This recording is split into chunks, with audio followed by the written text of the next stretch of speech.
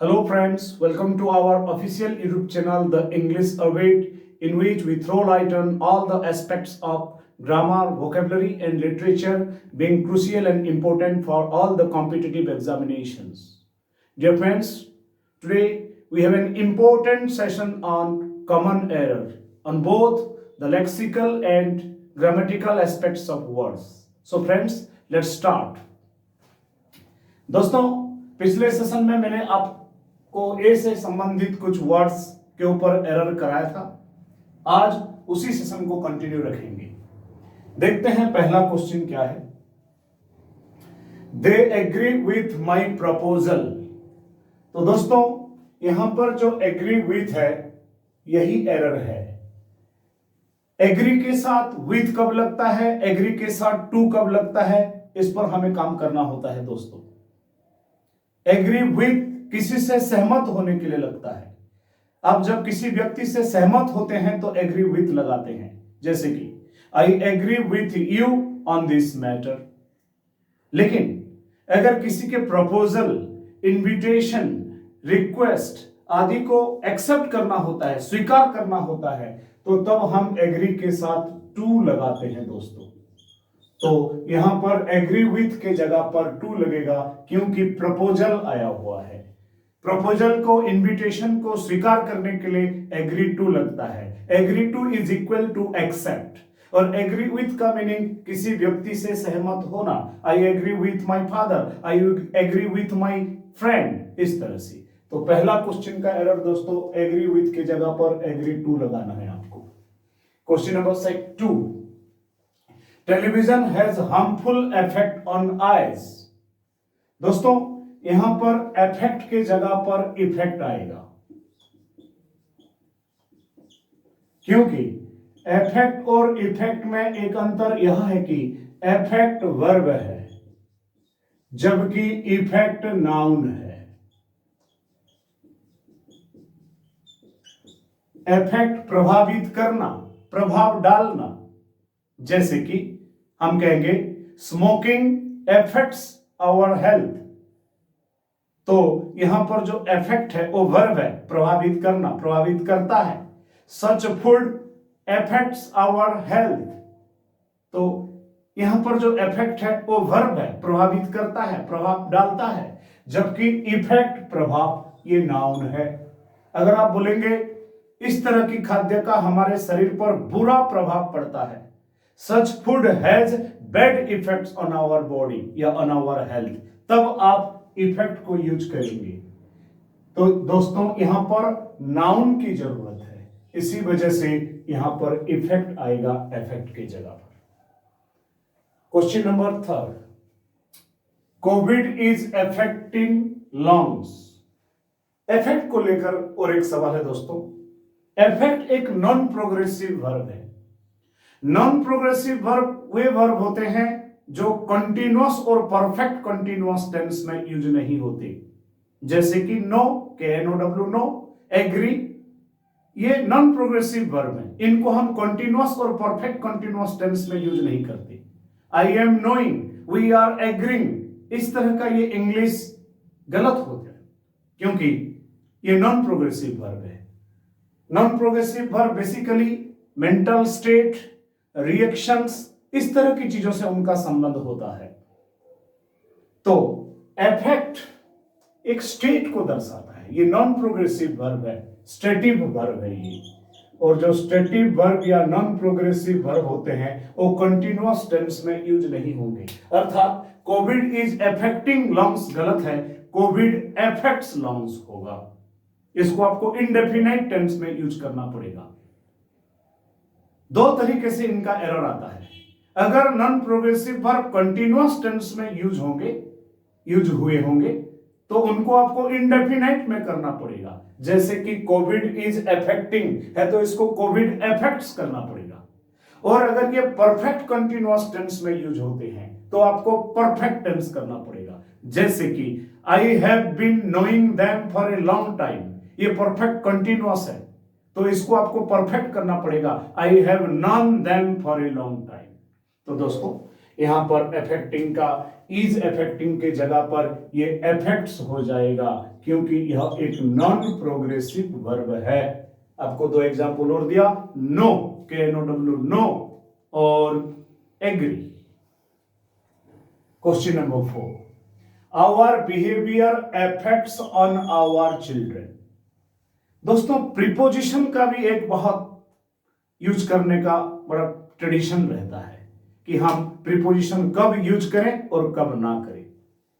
Preposition, article, ये जो चीजें हैं इनको कब यूज करना, कहां यूज करना जानना जितना जरूरी है, कहां नहीं करना जानना भी जरूरी होता है। अर्थात ये जो ऑन है यहां पर हमने जो यूज किया, ये जरूरी है क्या या नहीं है, ये जानना जरूरी है। ऐसे बहुत से शब्द हैं दोस्तों जिनको अगर हम वर्ब के रूप में यूज करते हैं तो उनके साथ प्रीपोजिशन नहीं आता है, और जब उनको नाउन बना देते हैं तो उनके साथ प्रीपोजिशन आता है। जैसे कि अगर आप डिस्कस बोलते हैं तो इसके साथ अबाउट नहीं लगा सकते, गलत हो जाएगा। और जब इसको आप नाउन बना देंगे डिस्कशन, तो उसके साथ ऑन या अबाउट लगा सकते हैं। इसी प्रकार अफेक्ट को अगर हम वर्ब के रूप में यूज करते हैं, अगर अफेक्ट को हम वर्ब के रूप में यूज करते हैं तो इसके साथ ऑन नहीं आता है, और इसको अगर हम नाउन बना देंगे तब इसके साथ ऑन आएगा। तो इस सेंटेंस से आप ऑन को रिमूव कर दीजिए, वाक्य सही हो जाएगा। Come to next question. This is undoubtedly an aggravated question. जब हम वर्ब को एडजेक्टिव बनाते हैं उसके साथ ING, ED, ABLE, IBLE, IVE आदि जोड़कर, तो अलग अलग सफिक्स लगने से उसका मीनिंग भी अलग अलग हो जाता है। एग्रावेट, एग्रावेट का मीनिंग भड़काना, ये वर्ब है। उसको अगर आप एडजेक्टिव बनाते हैं एग्रावेट को, तो दो एडजेक्टिव बन रहा है एग्रावेट से। ये एग्रावेट, ये वर्ब है दोस्तों। इसको अगर आप एडजेक्टिव बनाते हैं तो दो एडजेक्टिव बनेंगे, एक एग्रावेटिंग और दूसरा एग्रावेटेड। जब भी हम किसी वर्ब के साथ ING फॉर्म जोड़कर उसको एडजेक्टिव बनाते हैं तो उससे मीनिंग होता है, जैसे एग्रावेटिंग है तो ये भड़काने वाला। आप इंटरेस्ट में ING जोड़ते हैं, इंटरेस्टिंग, उत्साहित करने वाला, जो चीज उत्साहित कर देता है वो इंटरेस्टिंग है, एक्साइटिंग है। एक्साइटिंग गेम, एक्साइटेड गेम नहीं बोलते आप, एक्साइटिंग गेम, अर्थात वो गेम हमें उत्साहित करता है। जो चीज उत्साहित करने का काम करता है वो एक्साइटिंग, इंटरेस्टिंग। इसी प्रकार जो चीज भड़काने का काम करता है वो एग्रावेटिंग। और जब आप ED लगा देते हैं, जब आप बोलते हैं लोग भड़के हुए हैं तो एग्रावेटेड, लोग उत्साहित हैं तो एक्साइटेड, मैं इस खेल से इच्छुक हूं तो I am इंटरेस्टेड। देखिए, अगर व्यक्ति किसी चीज से उत्साहित है तो I am इंटरेस्टेड, इच्छुक है तो इंटरेस्टेड, और कोई चीज इच्छा पैदा कर रहा है तो इंटरेस्टिंग। आप किसी चीज से उत्साहित हैं, उत्सुक हैं तो वी आर एक्साइटेड, और कोई चीज अगर आपको उत्साहित कर रहा है तो एक्साइटिंग गेम, एक्साइटिंग प्रोग्राम। इसी प्रकार यहां पर भी सवाल भड़काने का काम कर रहा है तो एग्रावेटिंग लगेगा, और अगर लोग भड़के हुए होते हैं तो एग्रावेटेड लगता। तो ये दो तरह की ये जो चीजें हैं जो एक वर्ब से बनते हैं, एक ING वाला एडवर्ब एडजेक्टिव और एक थर्ड फॉर्म वाला एडजेक्टिव, में इस तरह की अंतर होता है। कम टू नेक्स्ट क्वेश्चन दोस्तों। He ordered them nearly angrily. Nearly angrily, nearly यहां पर एरर है दोस्तों, नियरली के जगह पर ऑलमोस्ट लगेगा। ऑलमोस्ट और नियरली में कई अंतर हैं। लास्ट कॉमन एरर के सेशन में एक अंतर मैं आपको बताया था, अगर हम नॉट को पहले ले आते हैं लगभग से पहले तो वहां नियरली लगाते हैं, नॉट ऑलमोस्ट नहीं करते। एक सवाल था, there is not nearly space, there is not nearly enough space, तो ये सही है, और there is not almost enough space, तो ये गलत है। अगर नॉट को पहले लगाना है तो नियरली आएगा, ऑलमोस्ट नहीं आएगा। और अगर नो, नॉट, नेवर, नथिंग जैसे नेगेटिव शब्दों को बाद में लगाना हो तो ऑलमोस्ट आएगा। जैसे कि they have eaten almost nothing, क्योंकि यहां नथिंग बाद में आ गया, यहां ऑलमोस्ट लगेगा। एक अंतर तो यह है।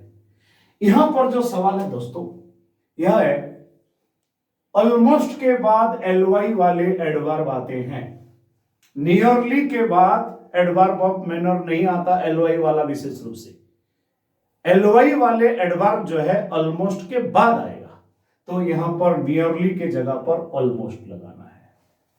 Next question, he was the Elon student in the class. Student noun है, एलोन एडजेक्टिव है।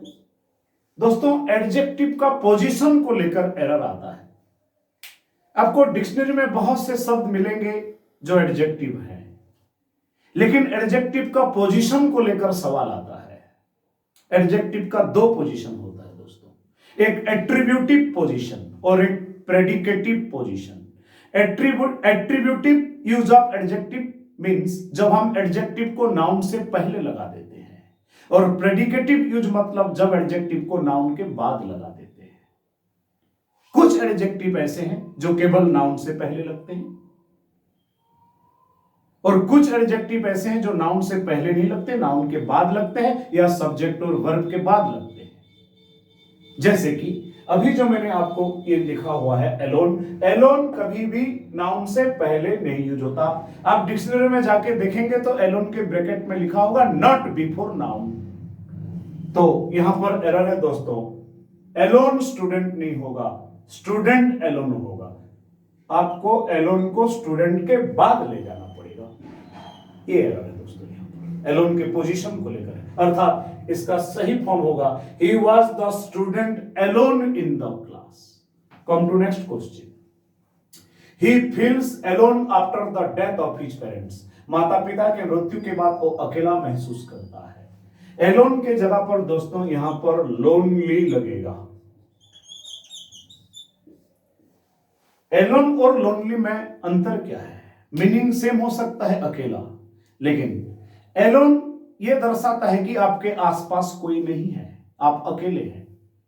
लेकिन लोनली फीलिंग वाला अकेलापन को दर्शाता है, जिसमें दुख भी निहित है। माता पिता के बाद कोई व्यक्ति अकेला महसूस कर रहा है, वो दुख से संबंधित है, फीलिंग से संबंधित है। ऐसा अकेलापन के लिए लोनलीनेस यूज करते हैं। यहाँ एडजेक्टिव की जरूरत है, एडवर्ब की जरूरत है, तो यहाँ हमें लिंग वर्ब है, फील एडजेक्टिव की जरूरत है, लोनली को यूज करेंगे। अर्थात ही फील्स एलोन गलत है दोस्तों, ही फील्स लोनली होगा। Next, all countries should combat against terrorism. थोड़ी देर पहले मैं आपको बता रहा था, ऐसे बहुत से शब्द हैं जो वर्ब के रूप में यूज होंगे तो उनके साथ प्रीपोजिशन नहीं आता है, और नाउन के रूप में यूज होंगे तो उनके साथ प्रीपोजिशन आता है। जैसे कि डिस्कस, डिस्कशन बताया था, इफेक्ट और इफेक्ट का बताया था। इसी प्रकार कॉम्बैट के साथ है दोस्तों। कॉम्बैट को जब आप वर्ब के रूप में यूज करेंगे उसके साथ अगेंस्ट नहीं आएगा, और जब उसको नाउन बनाओगे तब उसके साथ अगेंस्ट आएगा। कॉम्बैट यहां पर वर्ब है, इसीलिए इसके साथ अगेंस्ट हटाना पड़ेगा, रिमूव कर देंगे। नाउन होता तो उसके साथ अगेंस्ट आता। जैसे कि आप इस वाक्य को देखिए, this is a combat against corruption. This is a, यहां अगेंस्ट आएगा दोस्तों, यहां कॉम्बैट से पहले ए लगा दिया आर्टिकल। कॉम्बैट यहां पर नाउन का काम कर रहा है, कॉम्बैट यहां पर उसके साथ अगेंस्ट आएगा दोस्तों। तो यहां पर एरर है, आप अगेंस्ट को रिमूव कर दीजिए, ये वाक्य सही हो जाएगा। Next question, in the afterward of his book his achievements have been mentioned. Afterward दोस्तों ये होमोफोनस का एरर हो गया, होमोनिम्स का एरर हो गया। ये आफ्टरवर्ड का स्पेलिंग को देखिए, AFTERWARD। ये तो एडवर्ब हो गया, इसका मीनिंग तो बाद में, तत्पश्चात होता है, जबकि यहां पर लगना चाहिए था आफ्टर वर्ड, WORD वाला।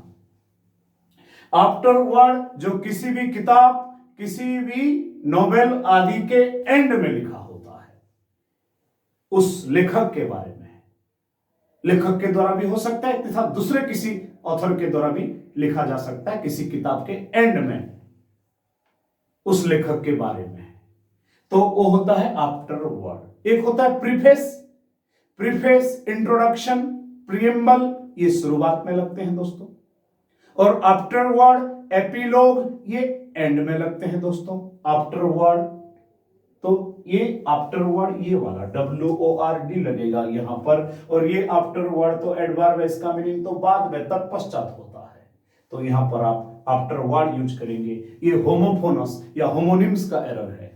Next question, the people of this locality need emergency aids. दोस्तों ये जो एड में हमने एस लगा दिया, ये गलत है। जब AID एड मॉनिटरी हेल्प, किसी तरह की, इस तरह की मॉनिटरी, फूड से संबंधित इमरजेंसी के टाइम में जो मदद दिया जाता है, उस तरह की हेल्प होता है इसका मीनिंग, तब ये अनकाउंटेबल नाउन होता है दोस्तों, और अनकाउंटेबल नाउन के साथ एस नहीं लगाया जाता है। फाइनेंशियल एड, इमरजेंसी एड होते हैं, एड्स नहीं होते। काउंटेबल कब होता है? जब कोई ऐसा वस्तु जो हमें किसी चीज में मदद करता है, जैसे कि हियरिंग एड, हम ठीक से सुन पाने के लिए कोई ऐसा डिवाइस यूज करते हैं, तब जो AID एड है वो काउंटेबल नाउन हो जाता है, तब SES लगा सकते हैं।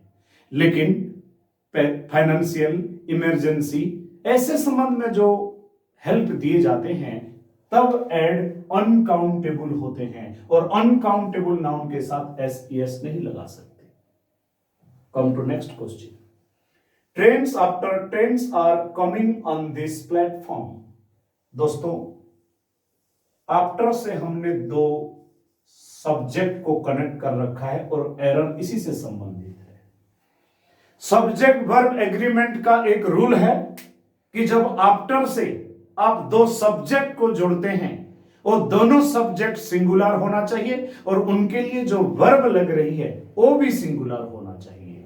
अर्थात ट्रेन्स आफ्टर ट्रेन्स ये गलत है, यहां पर आपको ट्रेन आफ्टर ट्रेन करना पड़ेगा, दोनों सिंगुलर होंगे, अर्थात ट्रेन आफ्टर ट्रेन, और वर्ब भी सिंगुलर होगी, इज कमिंग हो जाएगा दोस्तों आर की जगह पर।